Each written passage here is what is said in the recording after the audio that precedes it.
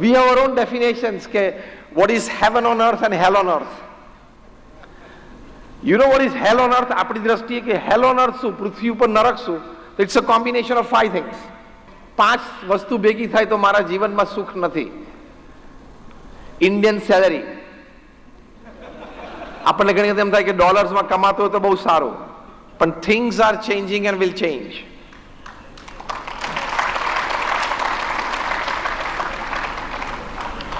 Indian salary, Chinese હાઉસમાં, કારણ કે બિચારા ઘણા ત્યાં બોટ હાઉસમાં રહે છે. They say German food, American car and a British wife. આ 5 ભેગા થાય ને તો it is hell on earth. કારણ કે બ્રિટનમાં કહેવત છે 3 W's they change any time, weather, wine and wife. એટલે કદાચ સર્ચ એન્જિન www થી શરૂ થતું હશે, we don't know.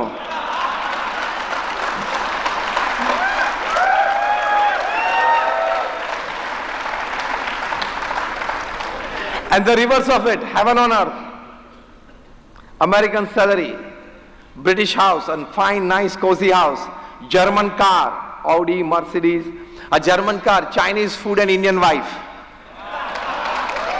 It is heaven on earth. આપણા વિચારો આમાં સંકુચિત થઈ જાય છે કે આવું કંઈક થોડું ગોઠવાઈ ગયું તો ઘણું સારું થશે. થિંક ડિફરન્ટમાં પહેલો વિચાર આ છે કે હું અમર્યાદ વિચાર કરી શકું છું. અમર્યાદ વિકાસની મારા જીવનમાં શક્યતા છે. અમર્યાદ રીતે હું મારા સ્વજનો, મારી કમ્યુનિટી, મારું ગ્રુપ અથવા તો મારી સાથેના મારા સાથીદારો, એને હું સાથે રાખીને વિકાસ કરાવી શકું છું. એ વિચાર આ કોન્ક્લેવમાંથી, વાઇબ્સમાંથી આપણે પાક્કો કરીને જવાનો છે. અને વિચાર રોજ ગોખવાનો. સવારે ઉઠીને ભગવાનનું નામ સ્મરણ કરીએ પછી પહેલો વિચાર આ કરવાનો કે અમર્યાદ શક્તિ છે. નરેન્દ્રભાઈ મોદી ઘણી વખત વાત કરે કે રોજ સવારે ઉઠીને સૂર્યને જોતા શું અપાર શક્તિ છે. રોજ રાત્રે તારાઓને જોતા કે અંધારામાં પણ શું ચમકી શકે છે. આ વિચારો છે. એટલે મેં કહ્યું, man at the end of the day is a bundle of thoughts that he did the whole day, and at the end of his life he is a bundle of thoughts that he did the whole life. હવે વિચારો પોતાના માટે, પોતાના કાર્ય માટે શું કરવાના અને કેવા કરવાના. Let's be practical. આપણું જે કામ છે તો કામ માટે, એટલે કે આપણો જે વ્યવસાય છે, જે આપણું કાર્ય છે, એની માટે આપણે કેવા વિચારો કરવાના. તો બહુ જ સરસ બધા ઘણા યંગસ્ટર્સ તમે અહીંયા બેઠા છો. બિલ ગેટ્સનું જીવન ચરિત્ર છે, Business at the Speed of Light. એમણે લખ્યું છે કે the secret of my success is a culmination of 3 things. First, determination, કરવું છે. Second, intense hard work, જબરજસ્ત પ્રચંડ પુરુષાર્થ. And third, acceptance of the ideas of others. આ બહુ વાંચવા જેવું પુસ્તક છે. બીજું એક સરસ પુસ્તક તમને સજેસ્ટ કરું છું. આ એટલા માટે કે અહીંયા બેઠેલા છો એ બધાને મારે સજેશન છે. At least if not more 20 minutes of good reading a day will make you up. 20 minute તો સદવાંચન કરવું જ જોઈએ. તમે યુટ્યુબમાંથી અને વોટ્સએપમાંથી બેમાંથી ખાલી 10-10 મિનિટ ઓછી કરવાની છે.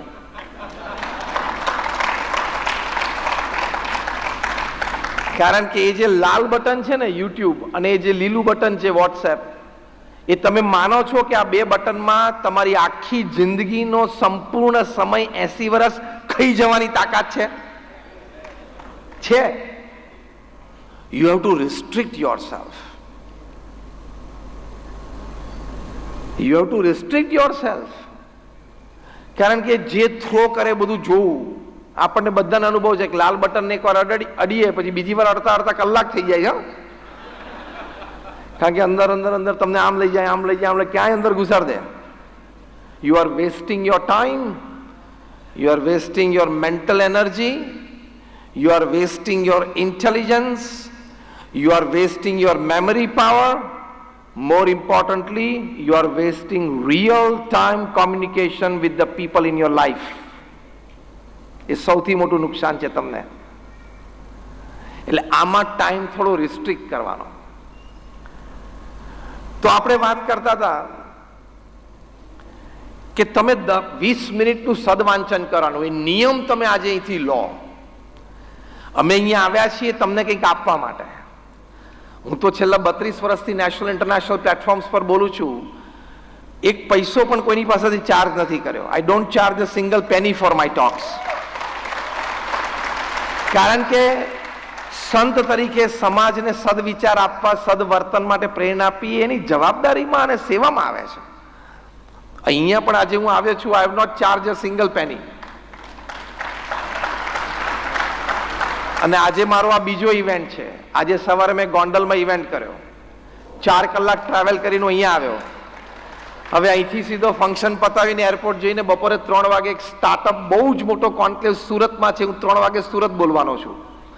અને એ ફંક્શન પતાવીને સાંજે 7:30 વાગે રાજકોટમાં IMA ફંક્શનમાં બોલવાનો છું.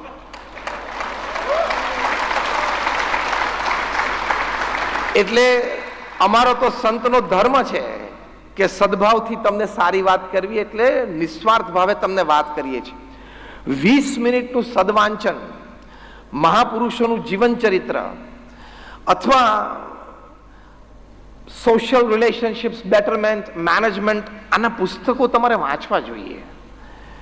તમારી ઉંમર 40 વર્ષની પૂરી થાય પહેલા તમે સારા 200 પુસ્તકો ન વાંચ્યા હોય, it doesn't make up your mental ecosystem. આ હું તમને એક નવો વર્ડ આપું છું. મેન્ટલ ઇકોસિસ્ટમ તમારી બિલ્ડઅપ જ ના થાય. તમને વિચારોની સમૃદ્ધતા જ બિલ્ડઅપ ના થાય.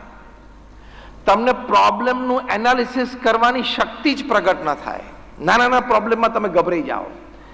મીટિંગમાં તમારો મુદ્દો રજૂ કરવાનો હોય તો how to place it, at what time to place it, in what words to place it, આની ક્લેરિટી જ ના આવે. તમારા ઇન્ટરેક્શન્સ વિથ પીપલ, તમે લોકોને મળો, બિઝનેસ મીટ હોય, સોશિયલ મીટ હોય, ફ્રેન્ડશિપ મીટ હોય, એમાં કેવી રીતે presenting yourself, how to know and express body languages, how to know and express facial expressions, આ બધી વસ્તુમાં તમે માહેર થઈ જ ના શકો. આ વાંચનથી જ થશે, યુટ્યુબથી નહીં જ થાય, પિક્ચરો જોવાથી નહીં જ થાય. Concrete reading. એટલે બીજું એક સરસ પુસ્તક તમને યંગસ્ટર્સને આજે આપું છું, which will change your thinking. જો 80ના દાયકા સુધી, એ પુસ્તકનું હમણાં નામ આપવું પહેલા એની બ્રીફ બાંધું છું. 80ના અને લગભગ 90ના દાયકા સુધી વિચારો એમ હતા, અને સમાજમાં પણ એવું જોવા મળતું કે જેની પાસે રિસોર્સિસ હોય એ લોકો કામ કરી શકે અને અચીવ કરી શકે. પછી એ મની રિસોર્સિસ હોય, મેન રિસોર્સિસ હોય, પ્લેટફોર્મ્સ હોય, સિસ્ટમ્સ હોય. After the 90s, the scenario changed in the market. People came to know that sometimes people with lesser or no resources, they have started becoming achievers. એવું જોવા મળ્યું, especially Silicon Valley માં, કે જેની પાસે ઓછા રિસોર્સિસ હતા એવા લોકો પણ અચીવ કરવા માંડ્યા.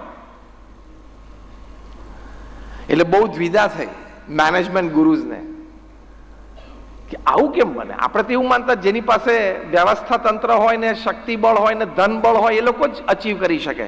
કાંઈ નથી, એ લોકો અચીવ કરે છે. A lot of research into this, it came down to a conclusion કે whether you have resources or not, the principal factor that defines your success is your attitude. તમારો અભિગમ.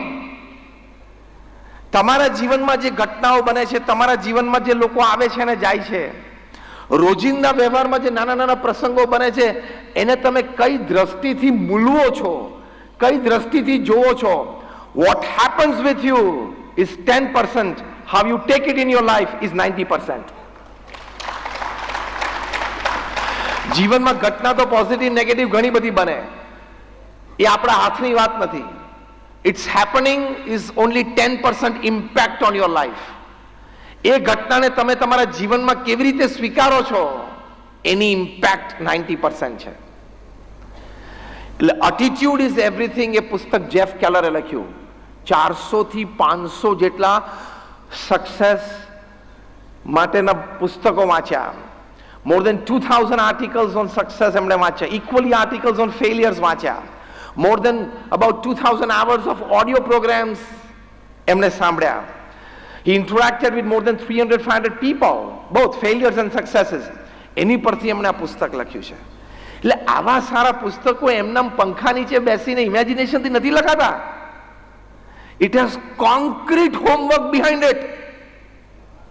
It has tremendous research behind it. Are you getting what I'm talking? એવા પુસ્તકો તમે એક વાંચો ને, that is, it has the power to create your life.